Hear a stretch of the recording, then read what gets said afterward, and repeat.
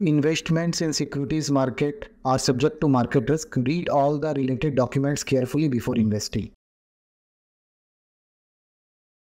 Hello there दोस्तों, इस बार तो कॉमेक्स गोल्ड ने सबकी होश उड़ा दी, चांदी में आग लग गया एंड डेफिनेटली जो लेवल्स थे वो लेवल्स को इस बार नहीं माना। जो मैं थोड़ा सा बियरिश व्यू पे था गोल्ड में कि 2530-35 डॉलर जब तक वहीं टूटता तब तक तेजी नहीं बनेगी। आज चांदी में भी $30 एक इम्पोर्टेंट रेजिस्टेंस का काम करेगा। डेफिनेटली आग लग गया इनके ऊपर में। मेरे सीएनबीसी सिटीज टीवी के शो में बुधवार को मैंने बताया था कि 85,500 के ऊपर चलेगा तो कहीं ना कहीं बड़ी तेजी की तरफ ही बढ़ता हुआ नजर आएगा। तो आइए टेक्निकल चार्ट से समझते हैं कि अगर आप लॉन्ग है या शॉर्ट है तो आने वाला सप्ते को आप कैसे प्लान कर सकते हैं, कहाँ आपका सपोर्ट होना चाहिए, कहाँ रेजिस्टेंस होना चाहिए। टेक्निकल चार्ट्स पे डाइव करते हैं, नेक्स्ट वीक का पूरा प्लान को डिकोड करते हैं।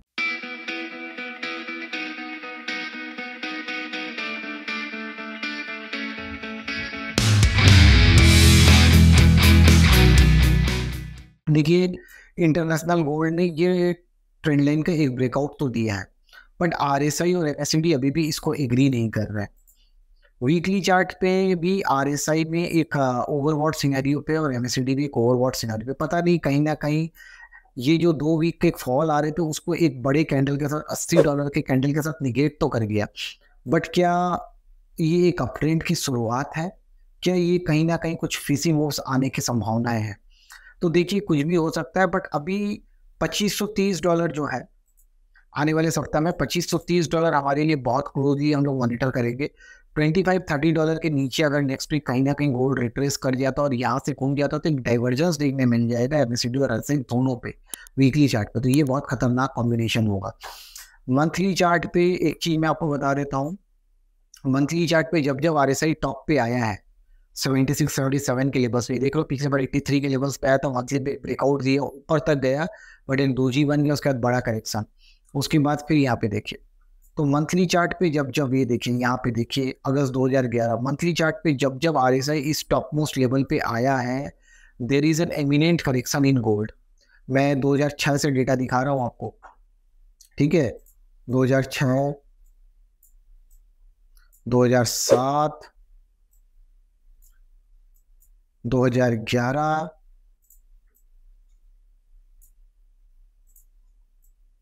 2020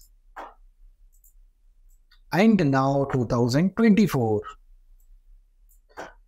ठीक है। तो मंथली में एक रिवर्सल का वेट करना है।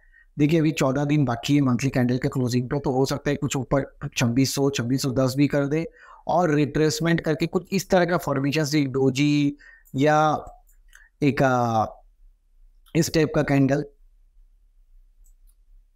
या इस टाइप का हैमर या इस टाइप का hammer, anything can be possible in the next 14 to 15 days. But मान के चलिए गोल्ड में कुछ बड़ा होने वाला है। आपका भाई आपको बता रहा है कि गोल्ड एंड सिल्वर पे बहुत ज़्यादा एग्रेसिव नहीं होना है, स्टॉप लॉसेस के साथ काम करिए, सपोर्ट और रेजिस्टेंस को प्ले करिए एंड ट्रेंड को आइडेंटिफाई करिए।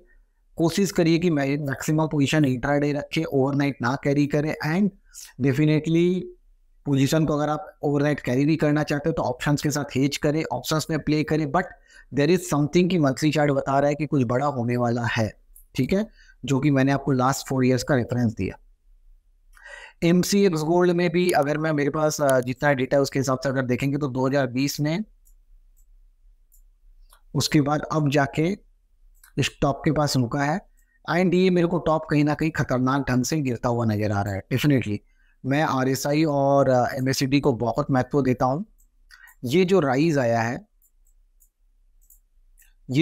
आया but MACD and RSI is not reacting to this rise, ठीक है। कहीं ना कहीं प्रीवियस स्टॉक्स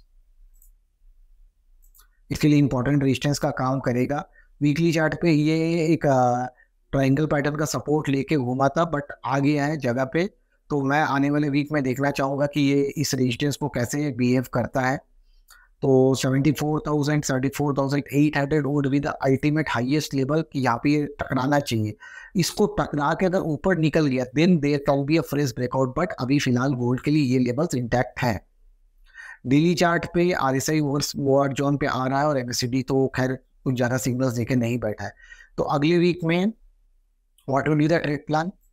ट्रेड प्लान है कि अगर कोई भी गैप अप ओपनिंग होता है और मेरे को 74,000 से लेके 74,500 करीब मिलता है, तो मैं 74,700 के रेजिस्टेंस पे या 74,800 के रेजिस्टेंस पे ये गैप फिल होते ही इस टाइप का कुछ फॉर्मेशन मेरे को अगर देखने मिलता है, तो मैं कहीं ना कहीं यहाँ पे अगर मेरे को मिल जाता है, इस जोन से रिवर्स होता है, तो मैं इस जोन को रेजिस्टेंस के तौर पे ट्रीट करूंगा एंड यहाँ से मैं इस टारगेट को फिर से प्ले करता हुआ नजर आऊंगा। एंड ये मूव बहुत बड़े होंगे। जब जब ये मूव्स बनते हैं, कुछ इस तरीके के मूव्स आते हैं and this move can be a brutal move, तो बी वेरी कॉशियस। ठीक है, 1 आवर टाइम फ्रेम की बात करूंगा।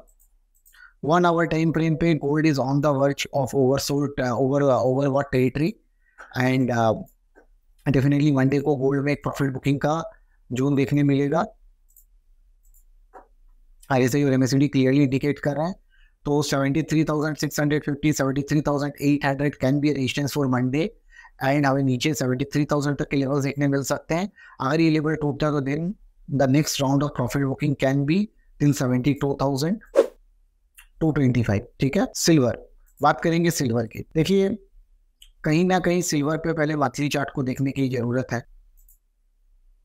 मल्टीपल रेजिस्टेंसेस है यहाँ पे। अच्छा, मैंने सिल्वर का कॉमिक्स खोला है, तो कॉमिक्स में यहाँ पे मल्टीपल रेजिस्टेंसेस है। 3 साल का रेजिस्टेंस है। अगर ये 3 साल का रेजिस्टेंस पार कर जाता है, 2020 से लेकर 2024 4 साल का हो गया, 4 साल का रेजिस्टेंस पार कर जाता है, तो इसमें ब्रेकआउट देखने मिलेगा, and that breakout can be till $35।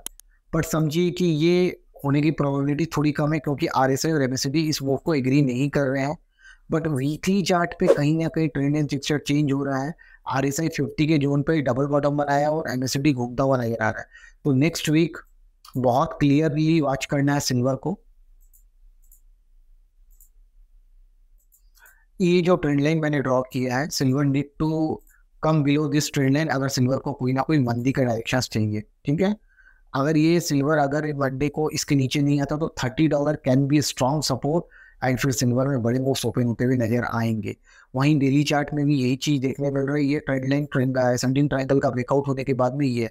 तो नेक्स्ट वीक के लिए सिल्वर में 29.68 $30 एक बहुत इंपॉर्टेंट सपोर्ट का काम करेगा, एंड सिल्वर में कहीं ना कहीं एक ब्लास्ट होता हुआ नजर आ रहा है $31.5 और $32 तक। तो be very careful with silver. Silver को शॉर्ट अभी नहीं करना है। MCX में अगर मैं सिल्वर की बात करूं, देखिए मंथली चार्ट पे कहीं ना कहीं जैसे गोल्ड में है, वैसे ही कहीं ना कहीं गोल्ड में है, और वैसे ही कहीं ना कहीं सिल्वर में भी एक ओवरहैंग तो है ही है। ठीक है, वीकली चार्ट की बात करूं, जैसे कॉमिक्स में दिखा वैसे ही वीकली चार्ट में सिल्वर यहाँ पे भी बनता हुआ नजर आ रहा है। बट वहां पे जैसे एक फ्री मूव्स है, फ्री रेडिकल मूव्स देखने मिल रहे हैं, यहाँ पे वो चीज थोड़ा सा कम हमें देखने मिल रहा है। 12 अगस्त को भी 5 अगस्त को भी इसने अपने इस सपोर्ट को रिटेस्ट किया था, करने के घुमा है। अभी हमारे लिए ये जो जोन्स है ये ओपन है, 90 से लेके 94,000 के जोन्स ओपन है। ठीक है, तो कहीं ना कहीं मैं कोशिश करूंगा कि सिल्वर में मैं अगर अभी लॉन्ग तो नहीं कर रहा हूँ, क्योंकि मेरे लिए लॉन्ग करने का जगह थोड़ा सा छूटता हुआ नजर आ रहा है। ठीक है, क्योंकि अल्टीमेटली लॉन्ग करने का जगह जो था ये ब्रेकआउट की बात था 85,500 के ऊपर, मैं अभी निकल चुका है। तो मैं देखूंगा कि अगर कहीं यहाँ पे रिट्रेस करके मेरे को री एंट्री का मौका मिल रहा हो 86,000 इसके पास कहीं अगर आके घूमता हुआ लगेगा, then I can play for this target 95,000। But ऐसा लग रहा है सिल्वर के चार्ट में गोल्ड कहीं ना कहीं दबा हुआ लग रहा है, गोल्ड कहीं ना कहीं कंसोलिडेशन प्ले कर रहा है, और सिल्वर कहीं ना कहीं 95,000 के लिए रेडी हो रहा है।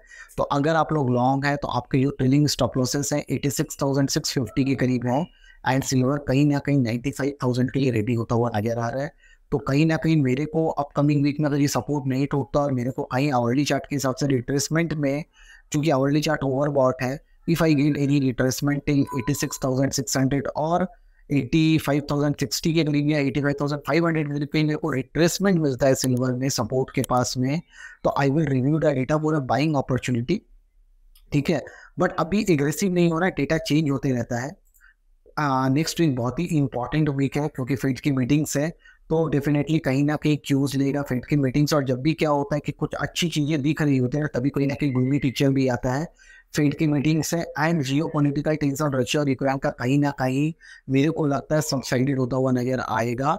तो एक बार नेक्स्ट वीक हम लोग बहुत तेजी से रिव्यू करेंगे। अगर सिल्वर नेक्स्ट वीक ये रेजिस्टेंस को ले लेता है और यहीं से कहीं से रिट्रेस कर देता है और ये सपोर्ट ब्रेक कर जाता है, देन दैट मीन सिल्वर का इमीडिएट टॉप भी बन गया। ये भी चीज़ हो सकती है, ठीक है।